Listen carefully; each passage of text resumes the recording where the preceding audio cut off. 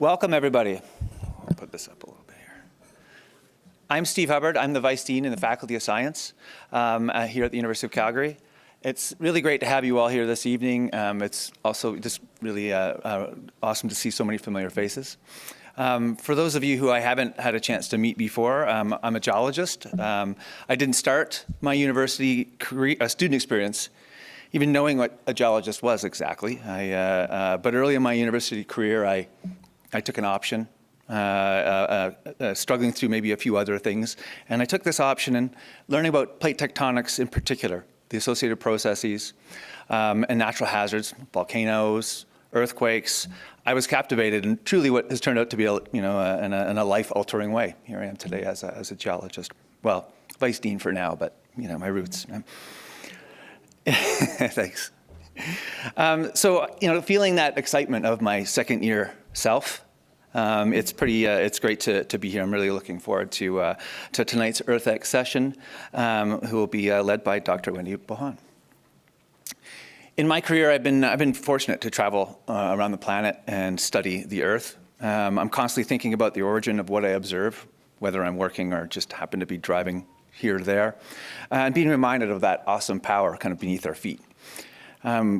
Closer to home last weekend, I'm driving out to Lake Louise at sunrise, got to hit the first opening of the ski hill. And the light on the front ranges, just breathtaking. Mount Yamnuska, so prominent, sort of sitting out there, projecting out into the plains at the front range there. My inner geologist voice, I'm always thinking, wow, I wonder how the Earth moved, how it shook here in this particular spot millions of years ago when these processes were more active. And so with, thinking of Mount Yamnuska, the surrounding beautiful land on which we find ourselves here today, I want to begin tonight's session here in a good way. And acknowledge that we live, we work, we learn, we study geology here on the traditional territories of the people of Treaty 7, people that have admired places and respected places like Mount Yamnuska for thousands of years.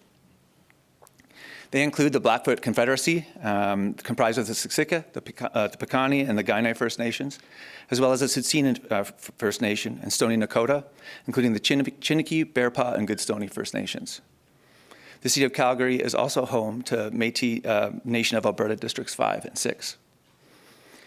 Now, those of you who have been to several of these EARTHx events know that UCalgary is home to Canada's largest Department of Earth, Energy and Environment. We're proud to be able to offer the broadest range of courses on geology, geophysics, environmental geology, and science, and energy science here in the country. And those courses certainly include earthquakes. But if you're here in Calgary, they're probably not something you think about on a day-to-day basis. The forces that led to the building of the Rocky Mountains dissipated a long while ago, in some way, thankfully, I suppose. But tonight's presentation will most certainly get you thinking a little bit more about them. And so to introduce tonight's speaker, I'm going to welcome Dr. Dan Sugar to the stage, who will be our MC for the evening.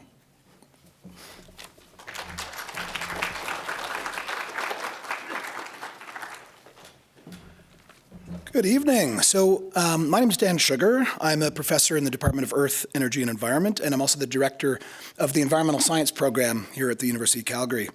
This year's EARTHx series has been generously sponsored by the Gallagher family, and we're very grateful for the Gallagher's ongoing support that enables us to bring guest speakers like Dr. Bohon, amazing stories and insightful topics to our stage. And so on behalf of all of us in the room and at the university here, thank you very much.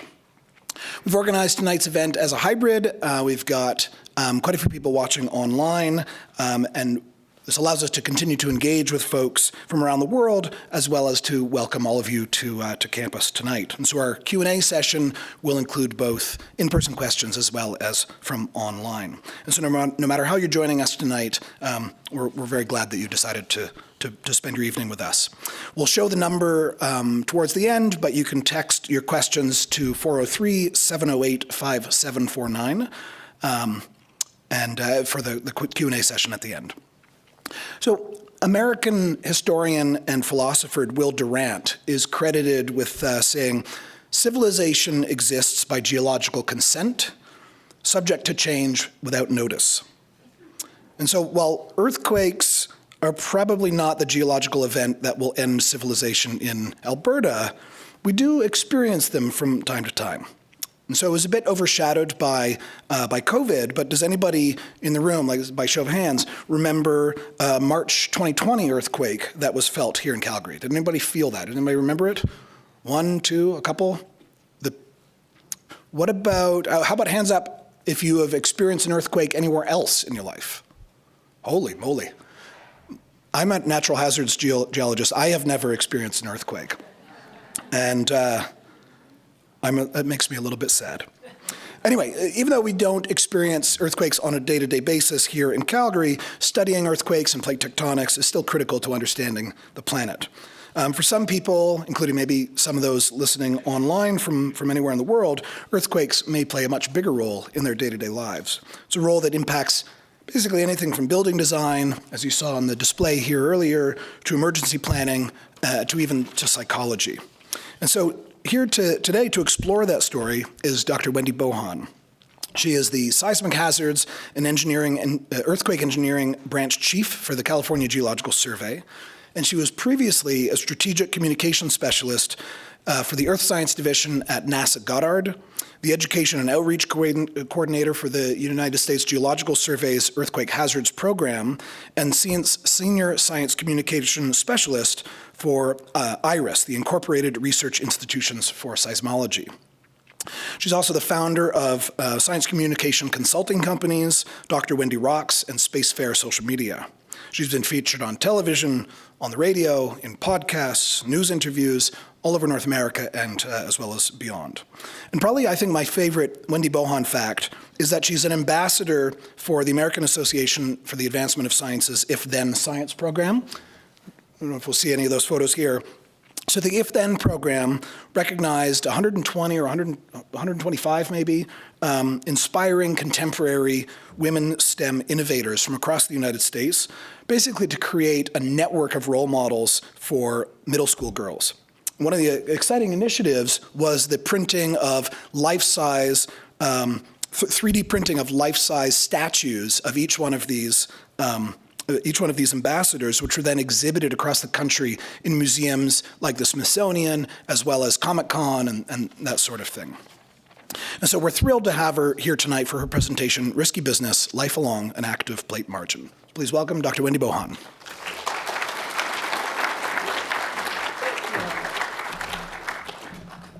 Thanks for that kind introduction, and it's so nice to be here with you tonight to talk about my favorite subject, which is earthquakes.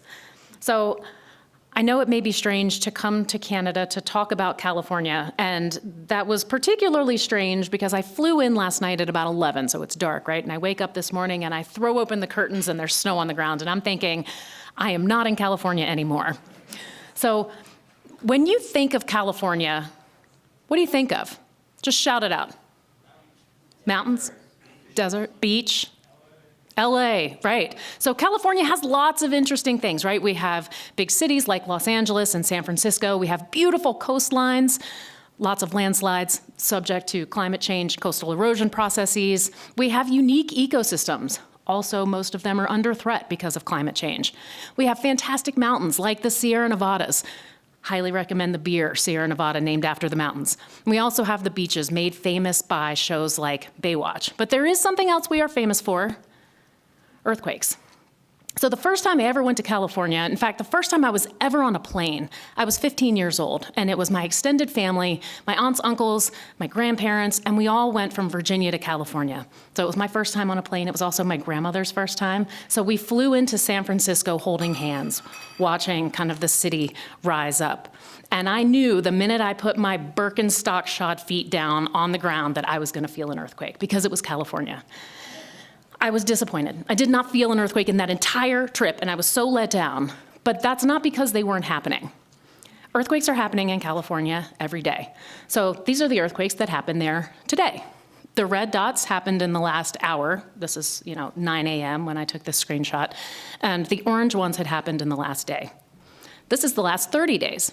So the yellow ones now are things that had happened in the last week, and then the white ones are things that had happened in the preceding month. You can't see a lot of the complexity. So let's zoom in just to the Southern California area. And you can see that there are lots and lots of earthquakes. Most of these too small to feel, but not too small to be measured by all of the really sensitive seismic instruments that we have deployed across the state. You saw an example of one of the more simple instruments called a geophone that we can use to measure how the ground is moving. In fact, we recorded last year more than 10,000 earthquakes just in Southern California alone. So this is a USGS map showing the chance of damaging shaking in the next 100 years across the United States. The areas that are shown in the cool colors are areas that have less of a chance of shaking. The areas that are in warm colors are the areas where we have a significant chance of experiencing damaging shaking. Look at California. We actually have 2/3 of the seismic risk for the United States just in California. Why? Why do we have so many earthquakes? What exactly is happening? So California is sitting on the boundary of several tectonic plates. Most of the United States and Canada is on the North American plate, but there's this little sliver right here of California that's sitting on the Pacific plate. And that little sliver is moving up towards Alaska at about the rate that your fingernails grow. Once you get up to the Mendocino Triple Junction, marked here by MTJ, then the environment changes a little bit. And instead of sliding, what we have is one plate, the Juan de Fuca plate, diving down beneath the North American plate in a subduction zone. And that is the Cascadia subduction zone that continues from Northern California through Oregon and Washington up into Canada. And so while this may look complicated, that's actually very simplified. So let's look at the other map. This is showing the tectonic motions across the western United States. Each one of those arrows is marking how the ground is moving in a particular place as measured by GNSS or GPS stations, like the one shown up here. So that particular one is located just to the south of San Francisco. The direction of each arrow is showing the direction that the ground is moving, and the length of the arrow is showing about how quickly the ground is moving. The thing I want you to recognize and note about this is that they are not all moving in the same direction, and they are not all moving the same speed. So if you imagine that you are on roller skates, right? One foot is over here. One foot is over there. What's going to happen if you have the plate that's moving at different speeds, right? Eventually, your pants are going to split. The same thing is happening to the Earth. In the places where we have this differential movement or changes of motion, right, you're going to have to take that up or accommodate that somehow. And what happens is that we accommodate it through a network of faults. And there are more than 15,000 faults in California. More than 500 of those are active. So that means that most Californians live within 30 miles of an active fault. So you can see this in the earthquake potential. The thing to notice here are the black areas that are showing the population density. We have about 40 million people in California. 40 million people, 2/3 of the US earthquake risk, and the 5th largest economy. What could go wrong? So I've violated one of the rules of science communication already. I haven't actually explained to you what an earthquake is, right? We have a general sense of what earthquakes are, but have you ever really thought about it deeply? So we just talked about how the crust, the rocks are going to accommodate the stress, right? The difference between the way the plates are moving. And what happens is eventually you build up enough stress and strain in the rocks that they're going to break. And when they break, it sends out energy waves in all directions. And we feel those energy waves as shaking. Now, we may not have a good conceptualization of what this shaking could be like. I can't imagine why that might be, right? Why would we be confused about what an earthquake could potentially be like? So I want to show you some videos of what ground shaking is like. This is an earthquake that happened, or the video I'm about to show you is from an earthquake that happened in Nepal in 2015. It was a magnitude 7.8, and we're going to be looking at an area in Kathmandu. This is CCTV footage, and one of the other things I want you to note is that square up there, the white square, that's showing the motion of a GPS instrument that was nearby. So you'll be able to track how the GPS instrument was moving, which is showing you a reflection of how the ground was moving, and then you'll see how the people are responding.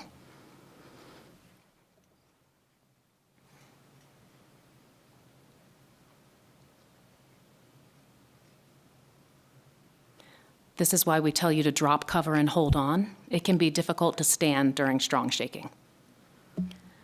In this next video, I want to do a quick trigger warning. No one is actually injured in this video, but it can be a little bit distressing because it's loud and it's intense. So this is from the 2011 Tohoku Oki earthquake in Japan. That was a magnitude 9.1, and this was taken in the Sendai airport.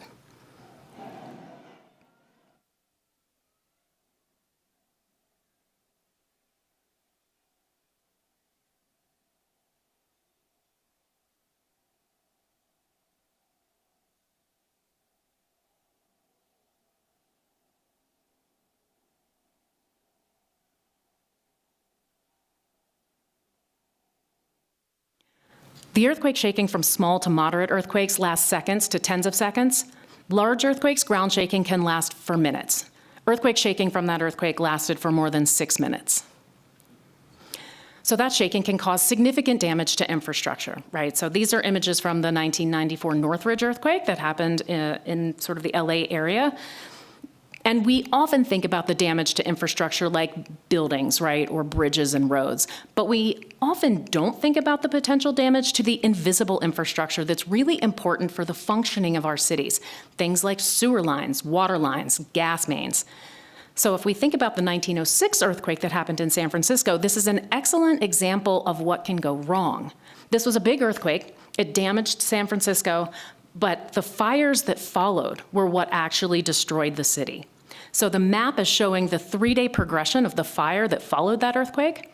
Up at the top, there's an image showing the actual fires themselves, and at the bottom is an oil painting showing the ships fleeing the harbor during the fires afterwards.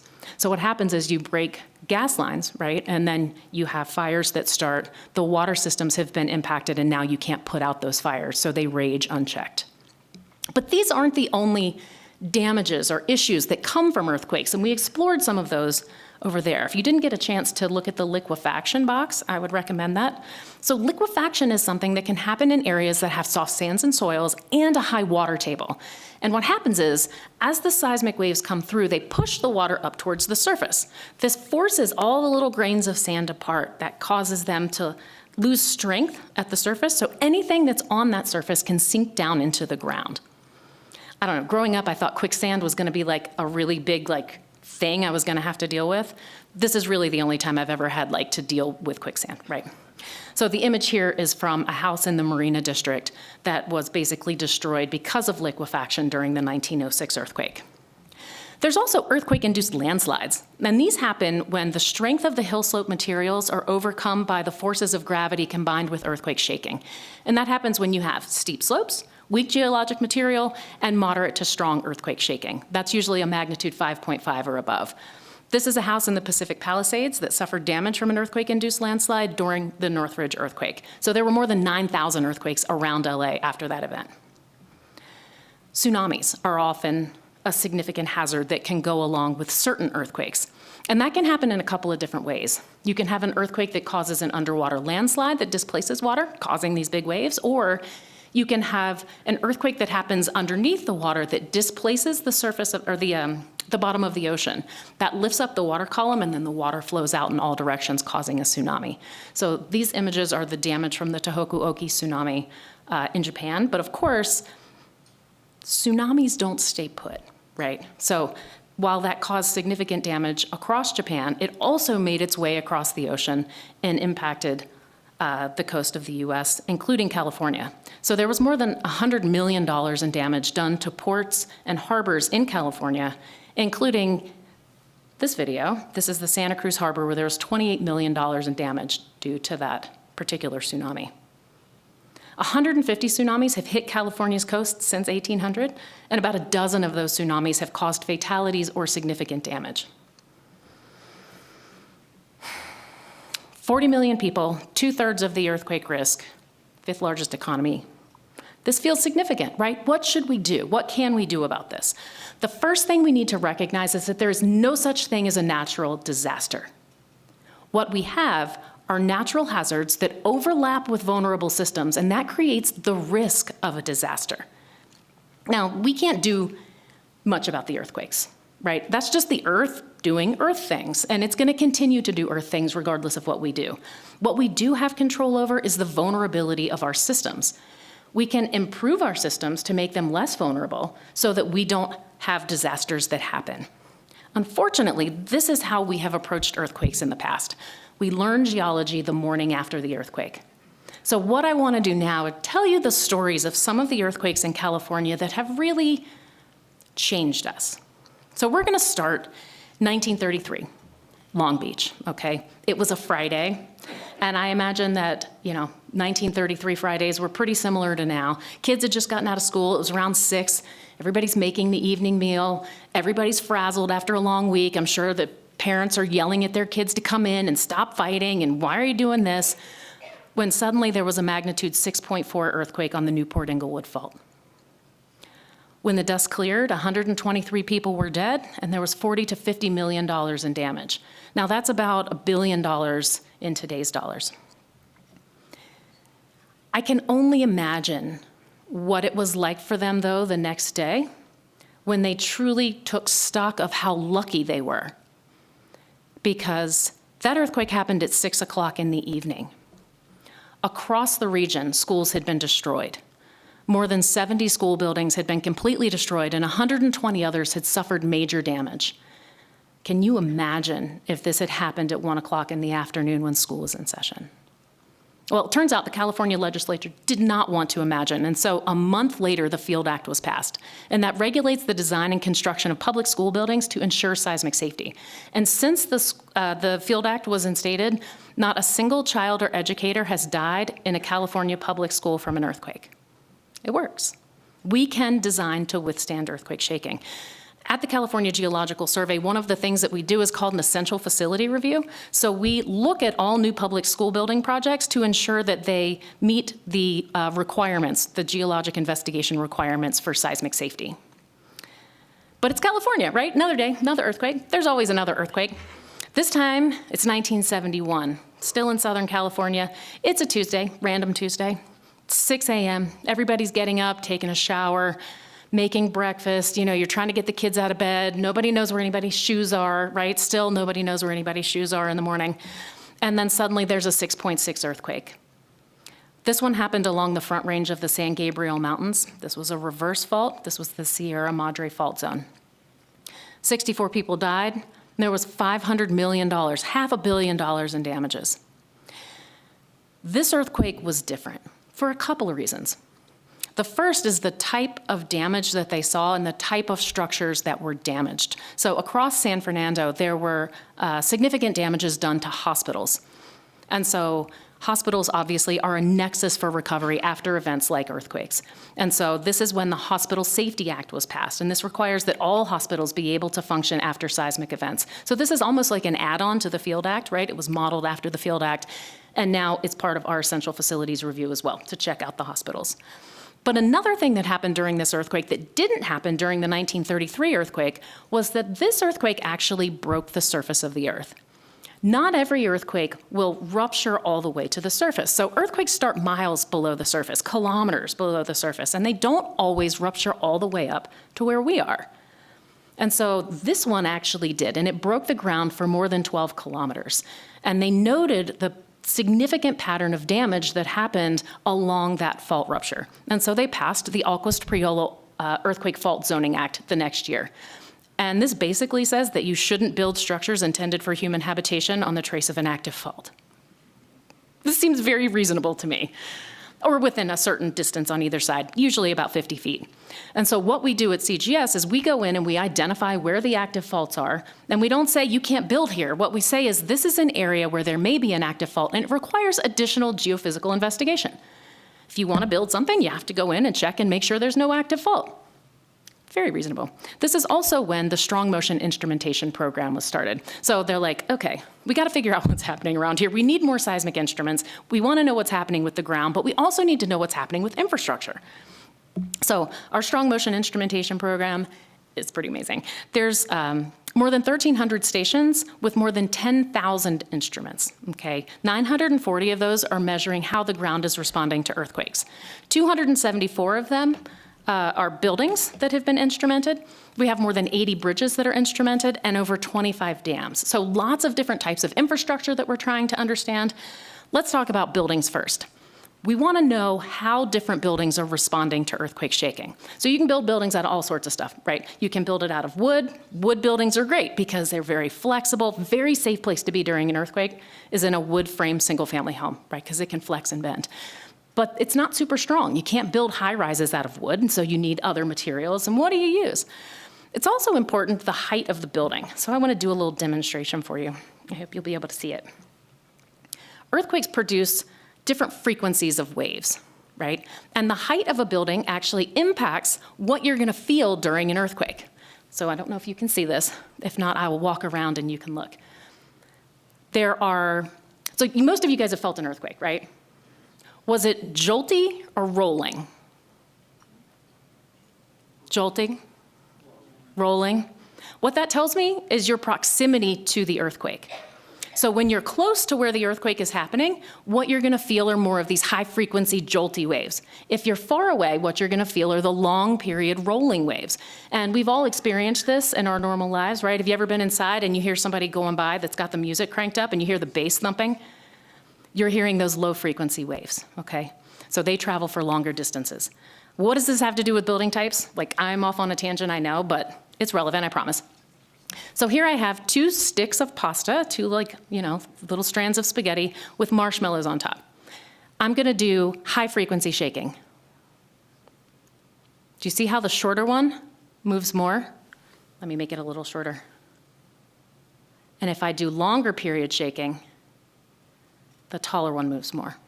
Buildings are the same way.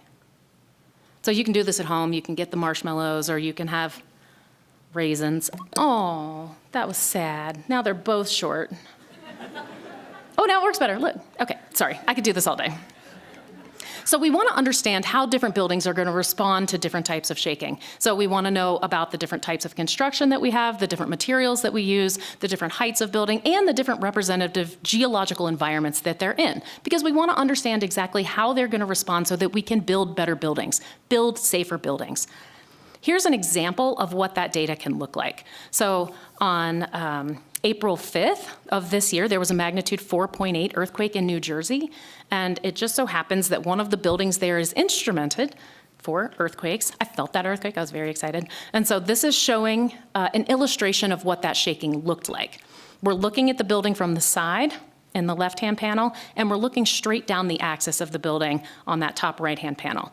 At the bottom, we're looking at the seismic recording from an instrument that was in the basement of that building. Now, the motion of this building has been magnified 25,000 times. So it is not a building made of jello, okay? Even though it may look like it. So by figuring out what parts of the building shake, what that looks like through time, we can figure out how we can build better buildings that are designed to withstand this kind of shaking.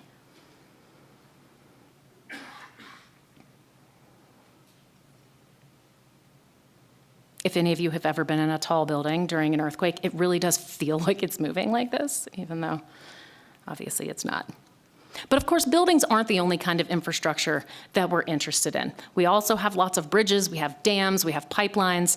So this is an example of the Golden Gate Bridge. We have more than 110 instruments just on the Golden Gate Bridge measuring the vibrations from earthquakes. And so this is an animation showing how the bridge responded to a magnitude 6 earthquake, the South Napa earthquake that happened 10 years ago. This one is only magnified 500 times. So this is really important too, not just so that we can design better structures, but so that we can give people, our partners like Caltrans, the California Office of Emergency Services, people that are responsible for the response to earthquakes, so that we can give them information right away about whether or not the structures that they are responsible for may have exceeded the threshold of shaking for which they were designed. So this is a way to say, wow, that bridge shook too hard, we need to close it so that we can have engineers go out and check and make sure that it's still standing, right? So we don't have people driving over bridges, driving through areas that are unsafe. So there was no damage to the bridge during this earthquake. Of course, this was magnified 500 times. Something else that we can do with the instruments is actually generate these shake maps. So this is showing you how hard the ground shook in different places. And again, the cool colors are light to weak shaking, and then the red and yellow colors are strong or even severe shaking. And this is the shake map from the Ridgecrest earthquake, which was a magnitude 7.1 that happened about 5 years ago. We also just made a new map, so I want to show you it because I just love maps. You can take all of these shake maps from all of the magnitude 4+ earthquakes that have happened, and we made them into one map. So this is showing the shaking that's occurred in California in the last 42 years. The majority of what we're seeing here are those large earthquakes, the magnitude 7s, the magnitude 6.4s, 6.5s. Speaking of that, it's California, it's another day, it's another earthquake. This day is a random Tuesday, except it's not random because it was the World Series, third game of the World Series.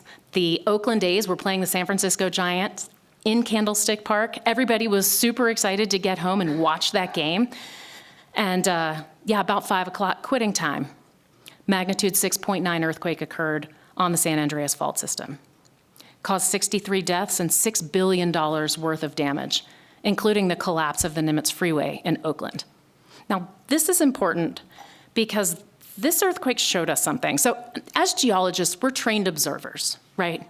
We have to look at things, understand them, think deeply about what we're seeing. I want you to look at this shake map. It's a little unusual, right? The epicenter of the earthquake is down here, near Santa Cruz. And you see a lot of severe shaking, like you would expect here, and there was significant landsliding in the mountains around Santa Cruz. But look up here.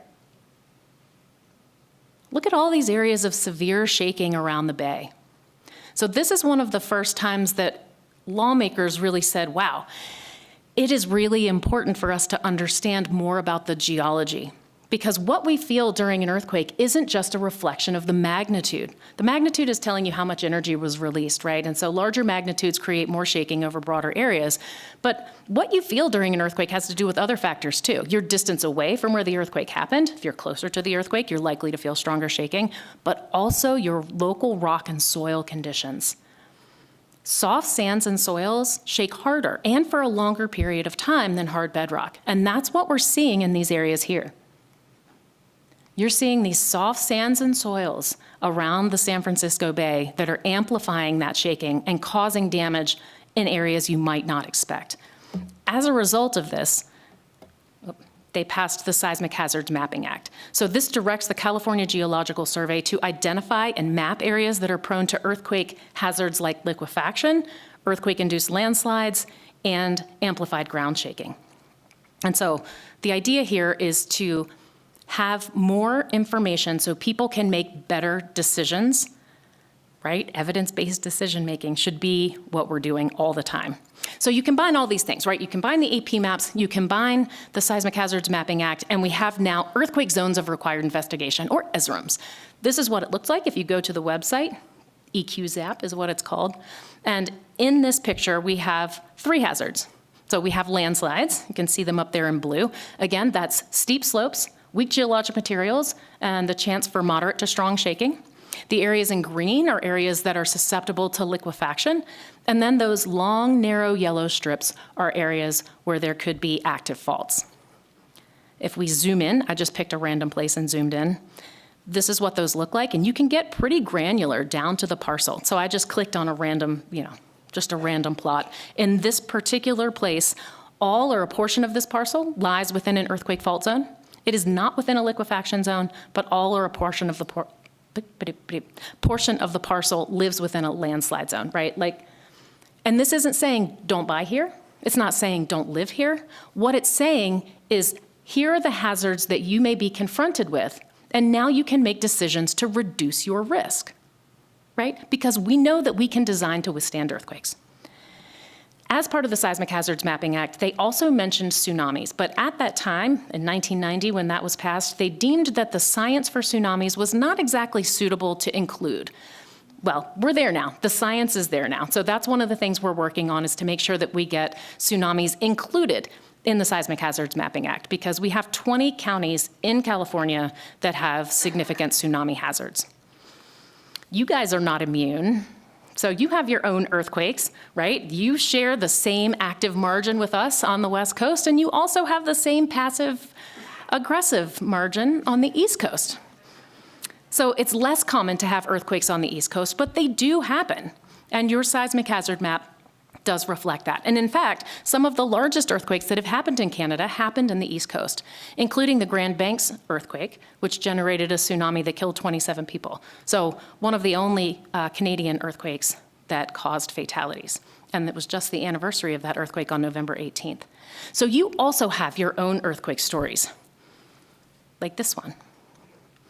So magnitude 8.1 that broke the Queen Charlotte Fault. That's a strike-slip fault that runs underwater off the coast of British Columbia. And that earthquake caused cows to fall down, caused chimneys to topple. There was a geologist working in the area that said they were not able to stand up. There were broken windows, and there was actually the collapse of an oil tank from that earthquake. It was felt from Whitehorse all the way down to Seattle. And of course, there are the earthquakes that we share, the stories that we share. This is one of the best earthquake stories I've ever heard. And I don't have time to go into it for you now, but I just want to give you a little piece of it because it's worth exploring more. So we know that there was an earthquake that happened in the Pacific Northwest on January 26th, 1700 at 9 p.m. How could we possibly know with that amount of specificity, right? There weren't instrumental recordings. How would we know? Well, the first clue came from the First Nations. There was a whole thriving, economy. There were thriving communities up and down the coast, and they recorded this earthquake. They experienced this earthquake. It's shown in art and stories. That was the first hint that there was something that had happened in 1700. And then Brian Atwater, USGS geologist, he's just like tooling around, right? Poking around, doing the things geologists do, checking out these ghost forests in the Pacific Northwest. Stands of dead trees kind of along the coast, looking in these coastal marshes. And he starts digging and he starts looking, and what he finds is very interesting. It's the classic tsunami deposit. So you have topsoil, and that's an organic rich layer in the soil that used to be the surface of the ground. On top of that is a layer of sand deposited by a tsunami, and on top of that is tidal mud. And so he's going, whoa, okay. Now more scientists come in, and they start to do radiocarbon dating, C14 dating on charcoal that they found in these soils, in the topsoil. And they constrained the timing of the tsunami even more to about a 15-year window from 1695 to 1710. Okay, then the dendrochronologists are like, okay, now is our moment to shine.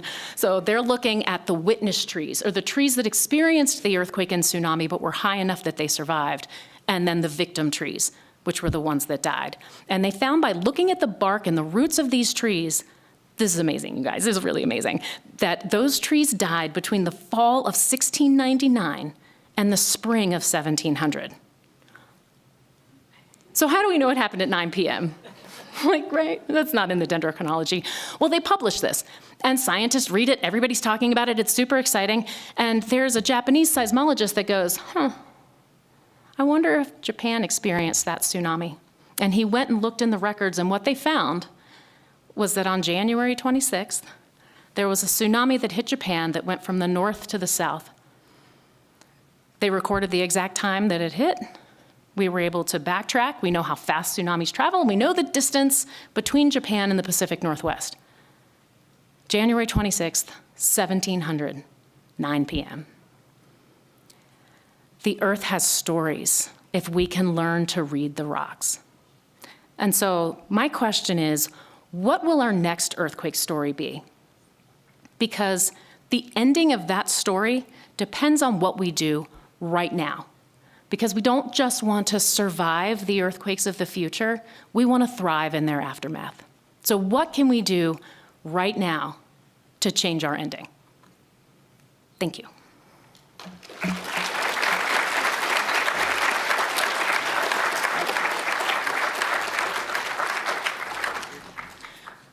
Do you want me to stay or go down there? Yeah, stay there. Okay. Okay, thank you for that engaging talk. That was really fantastic. For For those of you in my environmental science 502 class, Brian Atwater is actually going to be giving us a lecture in January. So pretty excited about that. Yeah, pretty. I'm going to scream. Okay, so if you are online, do we have that number? Not quite yet. 403-708-5749. So you can text your questions to that number, and Owen over here will read them out. While we're waiting for that, we're going to open it up to the floor for questions here. And we've got a mic or two that are going to run around to you. All right, we've got one right over here.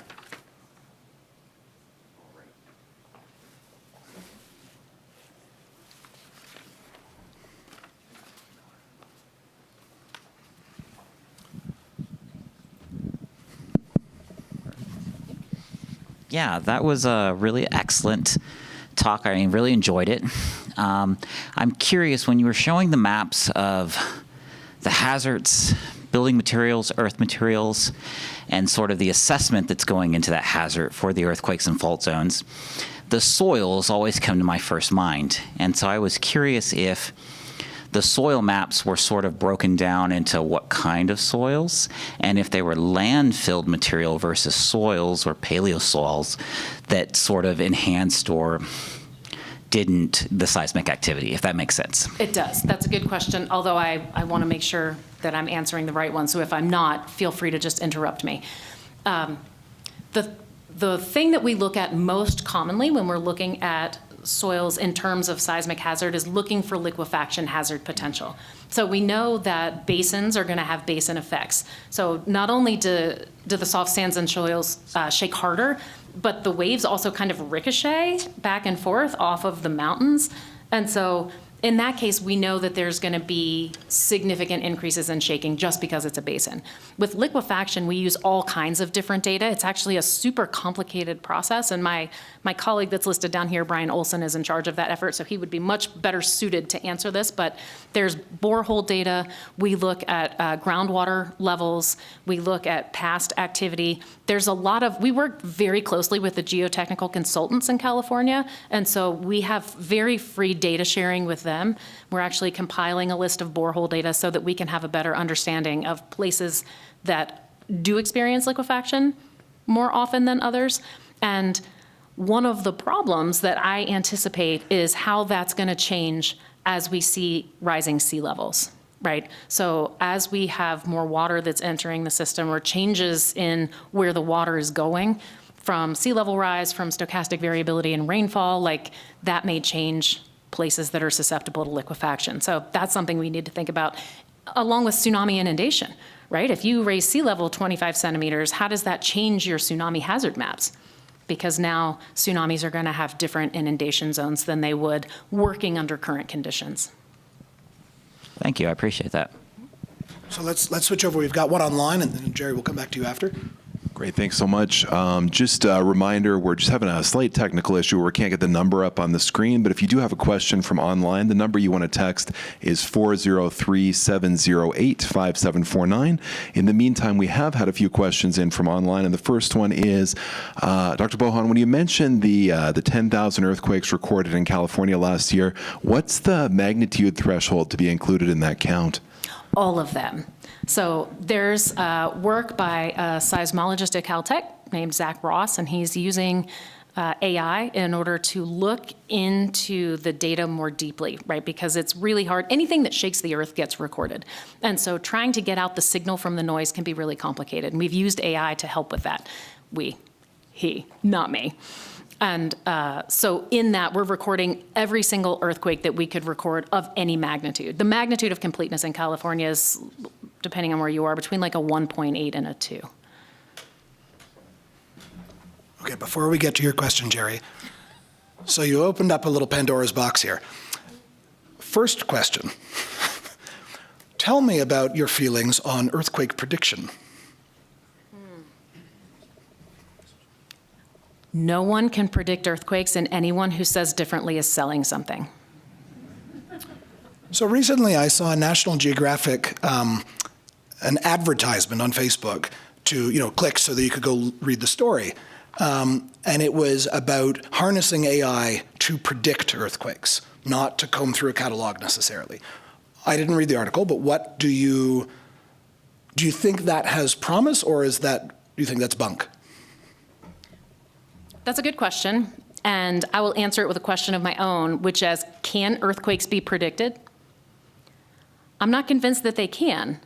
So the question really is, okay, if we can predict earthquakes, that means that there's something that happens before earthquakes that is measurable. We don't know that there is something that happens before earthquakes that's measurable. And so maybe they can't be predicted. Maybe they can. Maybe we just don't know what we're looking for. Maybe we don't know how to measure it. Maybe we can't see it because there's a bad signal to noise ratio.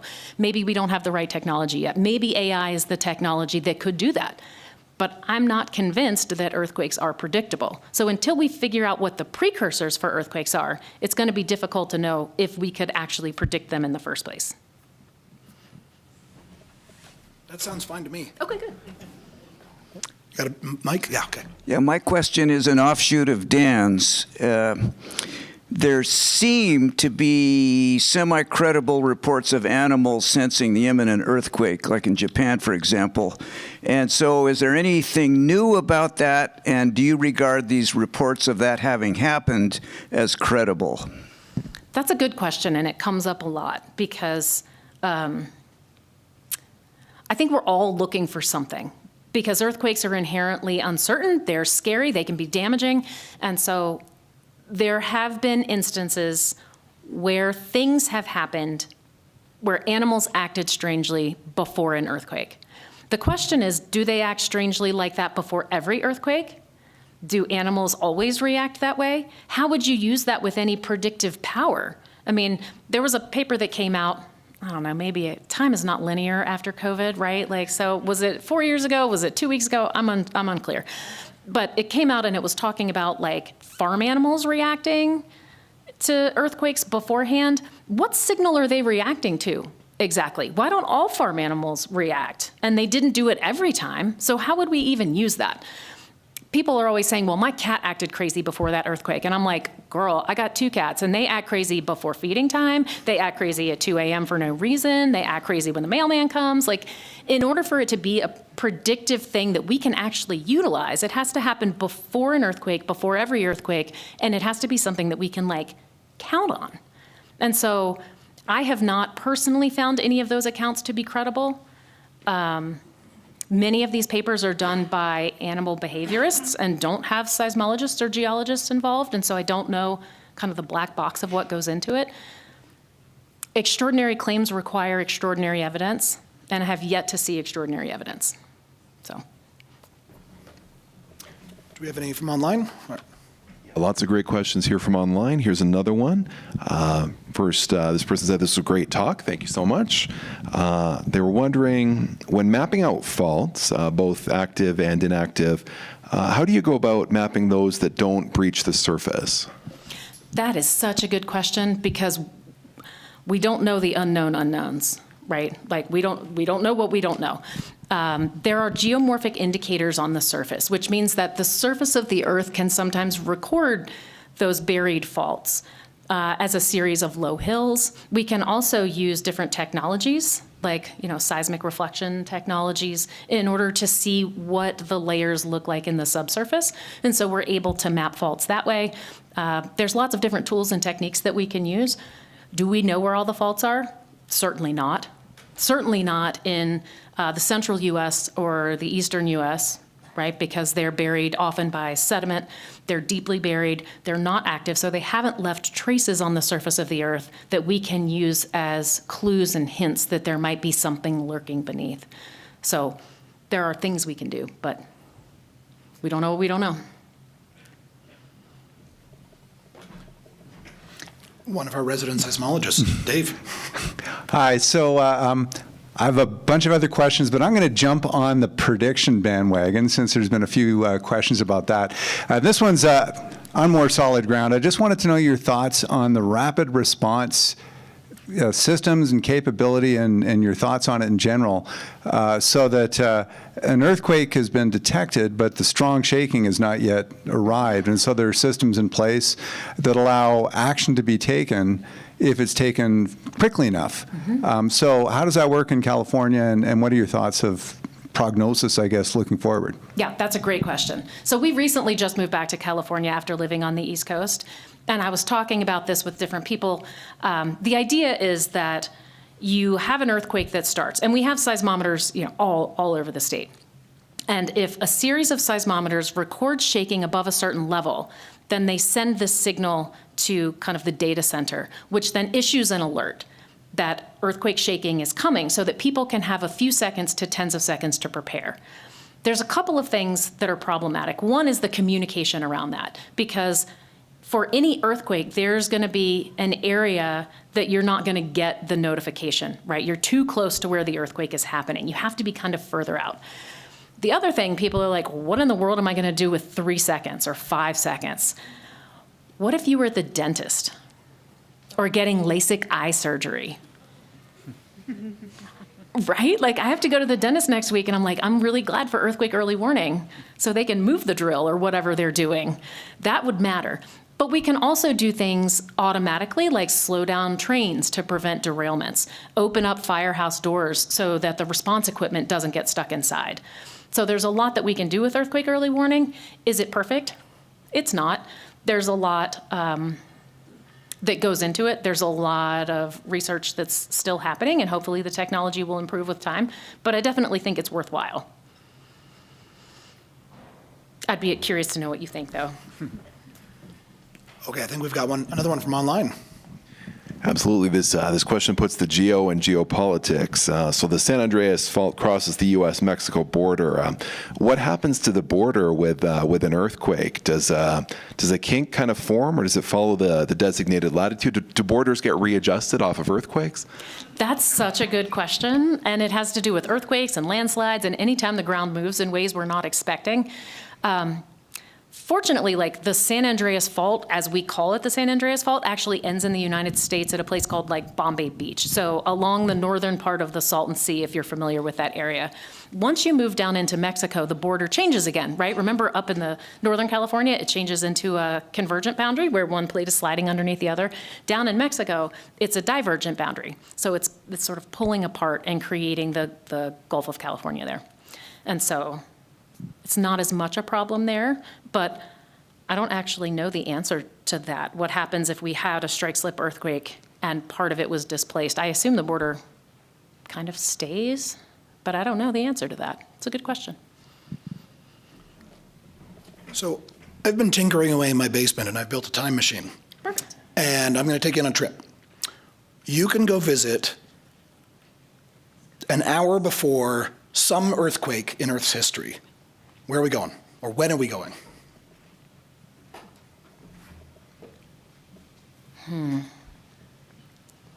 It's a time-limited offer. 1964, the Great Alaska earthquake, I think.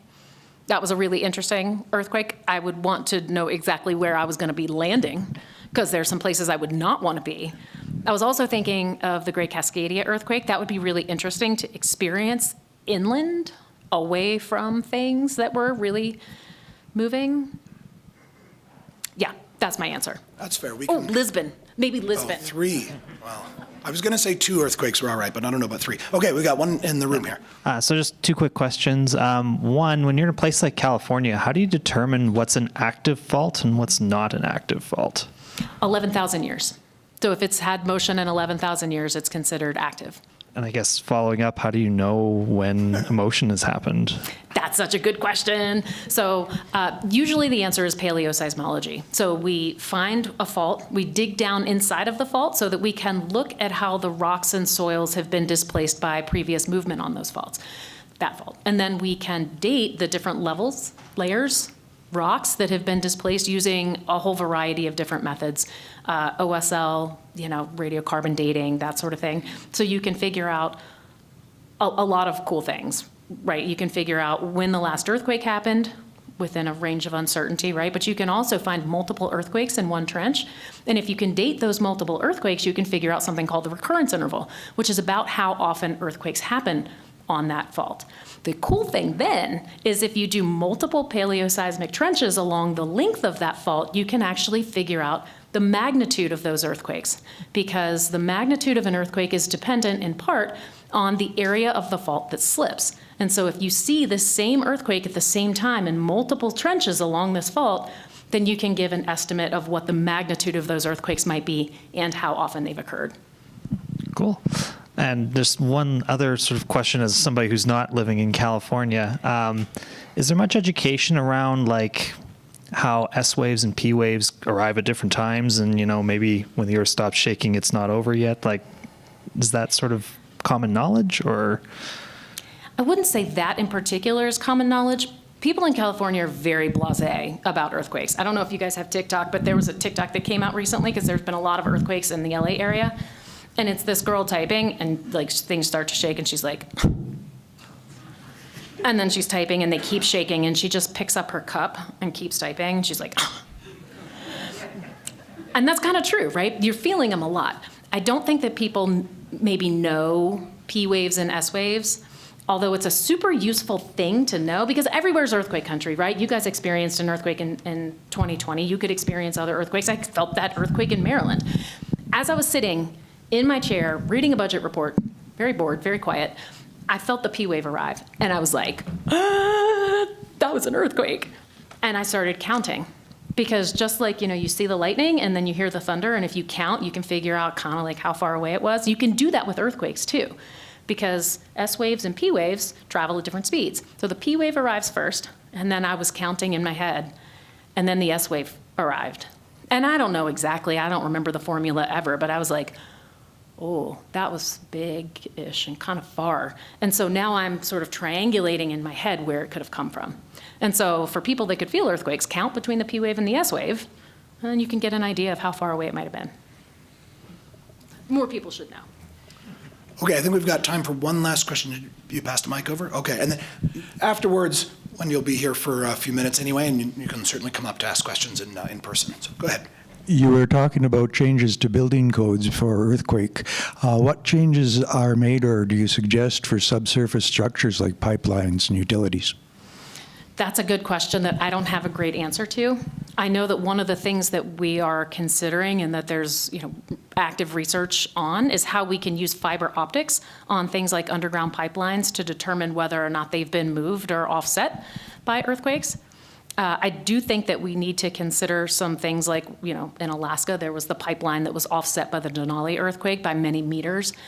I don't have a good answer to that question. I know more about the building codes than I do about the subsurface and what we're doing there. But it is an important question that I'm sure has an answer that I could get for you. I think that's it for now. So thank you very much to everybody in the room as well as those online. And in addition, thank you very much to the Gallagher family for continuing to support this lecture series that is so important to the University of Calgary and our community.